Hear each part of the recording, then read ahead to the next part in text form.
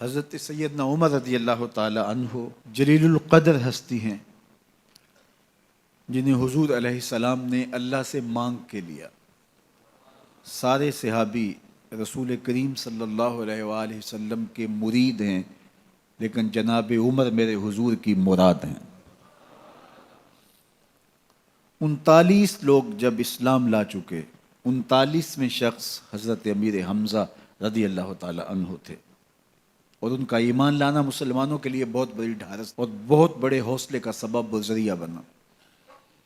تو میرے حضور نے ہاتھ اٹھا لیے، کہا اے اللہ، ایک شیر دیا ہے امیر حمزہ، ایک شیر اور عطا کر دے، اب تیری مرضی، عمر بن خطاب دے دے یا عمر بن حشام دے دے۔ حضور دعائیں مانگ رہے ہیں، اور یہ ہاتھ میں تلوار لیے غیظ و غضب سے بھرے ہوئے گھر سے نکلتے ہیں کہ بانی اسلام کا چراغ ہی بجھا دینا ہے۔ راستے میں ایک صاحب ملے اور کہا کہ عمر، تیور کوئی اچھے نہیں لگتے، خیر تو ہے، کدھر جا رہے ہو؟ کہا چراغ اسلام بجھانے جا رہا ہوں، یہ روز کا مسئلہ ختم ہونے لگا ہے میرے ہاتھوں۔ مسکرا کے بولے گھر کی خبر تو لو۔ کہا میرے گھر کو کیا ہوا؟ کہا تمہاری بہن فاطمہ بھی نوکر بن گئی ہے رسول اللہ صلی اللہ علیہ وسلم۔ غصے سے بھرے ہوئے اپنی بہن کے گھر کا رخ کرتے ہیں، اندر سے قرآن پڑھنے کی آواز آ رہی ہے، غصہ اور بڑھ جاتا ہے، دروازے کو زور زور سے کھٹکھٹاتے ہیں۔ اہل خانہ سمجھ گئے ماجرا کیا ہے، گرجدار آواز ہے جناب عمر کی، دروازہ کھولو۔ جلدی سے معلم کو چھپا دیا اور بہن آگے بڑھ کے دروازہ کھولا۔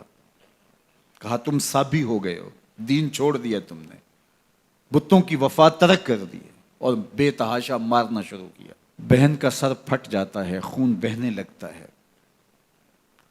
اور یہ مارتے چلے جاتے ہیں۔ فاطمہ بنت خطاب بولی عمر، تم خطاب کے بیٹے ہو، سنو میں بھی خطاب کی بیٹی ہوں، جو ظلم جو جبر کرنا ہے کرو، میں محمد عربی کا دامن نہیں چھوڑوں گی۔ سوچنے پہ مجبور ہو جاتے ہیں وہ کون سی طاقت ہے جس نے بجلیاں بھر دی اس کے اندر۔ کہا جو تم پڑھ رہے تھے مجھے بھی سنا سکتے ہو؟ کہا تمہیں غسل کرنا ہوگا۔ عمر اپنے بدن کو دھو رہے ہیں، میرا رب دل دھو رہا ہے۔ اتنے میں معلم بھی قرآن لے کر آ جاتے ہیں، اور قرآن کی تلاوت ہونے لگتی ہے۔ طٰہٰ ما انزلنا علیک القرآن لتشقیٰ، 14ویں رات کے محبوب چاند، ہم نے قرآن اس لیے نازل تو نہیں کیا تھا کہ تم مشقت میں پڑ جاؤ۔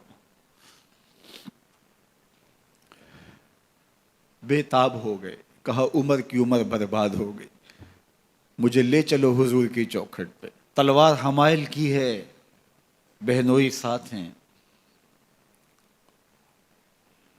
اور حضور کی بارگاہ میں حاضر ہو رہے ہیں۔ دروازے کے سوراخوں سے دیکھا تو صحابہ تشویش کا اظہار کرنے لگے کہ عمر آ رہا ہے، تلوار حمائل کی ہے، ارادے اچھے نہیں لگتے۔ جناب امیر حمزہ نے کہا دروازہ کھول دو، اچھی نیت سے آیا تو استقبال کریں گے، نیت اچھی نہیں ہے تو اس کی تلوار سے اس کی گردن کاٹ دیں گے۔ حضور کے سامنے جا کے بیٹھ گئے، گلے میں کپڑا ڈالا تو حضور نے پکڑ کے کہا عمر، ابھی وقت نہیں آیا کہ تم اسلام لے آؤ؟ یہی وقت تھا عمر کے اسلام لانے کا، لبوں پہ کلمہ جاری ہو گیا۔ اللہ اکبر کی صدا اس زور سے گونجی کہ مکے کی گلیاں گونجنے لگیں۔ اسلام لانے کے بعد حضور سے پوچھتے ہیں حضور کیا ہم حق پر نہیں ہیں؟ فرمایا ہم حق پر ہیں۔ اللہ کا دین سچا نہیں ہے؟ کہا اللہ کا دین سچا ہے۔ آپ اللہ کے سچے نبی نہیں ہیں؟ فرمایا میں اللہ کا سچا نبی ہوں۔ تو کہا پھر ہم چھپ کے عبادت کیوں کریں؟ اب مسلمانوں کی 2 صفیں بنتی ہیں، ایک صف کی قیادت امیر حمزہ کرتے ہیں، دوسری صف کے آگے آگے عمر بن خطاب چلتے ہیں، اور حضور درمیان میں ہیں، اور یہ ملکوتی قافلہ صحن حرم میں آ کے اعلانیہ عبادت کرتا ہے۔ حضرت عبداللہ ابن مسعود رضی اللہ تعالیٰ عنہ فرماتے ہیں عمر کا اسلام لانا اسلام کے لیے عزت کا سبب بنا، اسلام کے وقار کی علامت بن گیا۔ ایک ایک کے دروازے پہ جا کے دروازہ کھٹکھٹا کے کہتے ہیں، وہ تو اور خبر سننے کے لیے بے چین تھے کہ یہ بانی اسلام کی زندگی کا چراغ بجھانے گیا تھا، کوئی خبر لایا ہوگا۔ وہ کہتے ہیں آؤ عمر کدھر آئے ہو؟ کہا تمہیں بتانے آیا ہوں، کمزوروں سے پنجہ آزمائی کرتے رہے ہو، آؤ میرے سے بات کرو، میں محمد عربی کا نوکر بن گیا ہوں۔ اللہ اکبر۔ میرے حضور نے فرمایا جب اچھے لوگوں کا ذکر کرو تو میرے عمر کا ذکر بھی کیا کرو۔ میرے عمر کی زبان پر حق بولتا ہے، سچ بولتا ہے۔ ان الشیطان یفر من ظل عمر، عمر کے سائے کو دیکھ کے شیطان بھاگتا ہے۔ اللہ اکبر۔ اسلام لائے تو زندگی کی ایک ایک سانس اسلام کے لیے وقف کر دی، حضور کا پہرا دیا، حضور کی ناموس کا پہرا دیا، حضور کی شریعت کا پہرا دیا۔ اسلامی فتوحات پھیلیں تو پھیلتی ہی چلی گئیں، کبھی مصر فتح ہو رہا ہے، کبھی ایران فتح ہو رہا ہے، آرمینیا تک مسلمانوں کی افواج پہنچتی ہیں۔